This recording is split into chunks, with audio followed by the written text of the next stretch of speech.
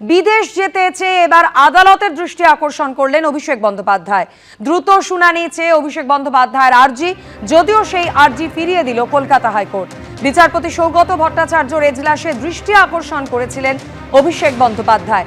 চিকিৎসার কারণ দেখিয়ে দ্রুত শুনানির আবেদন করেছিলেন অভিষেক বন্দ্যোপাধ্যায়। দ্রুত শুনানির সেই আবেদন ফিরিয়ে দিয়েছে আদালত।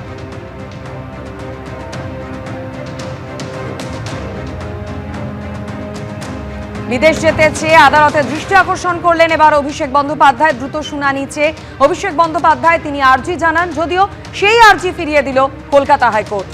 বিচারপতি সৌগত ভট্টাচার্যর এজলাসে দৃষ্টি আকর্ষণ করেছিলেন অভিষেক বন্দ্যোপাধ্যায়।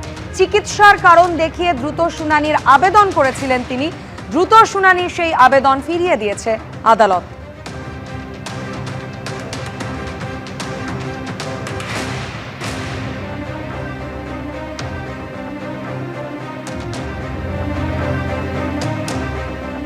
বিদেশ যেতে চেয়ে আদালতের দৃষ্টি আকর্ষণ অভিষেক বন্দ্যোপাধ্যায়। দ্রুত শুনানি চেয়ে অভিষেক বন্দ্যোপাধ্যায় আর্জি জানান, আর সেই আর্জি ফিরিয়ে দিল কলকাতা হাইকোর্ট।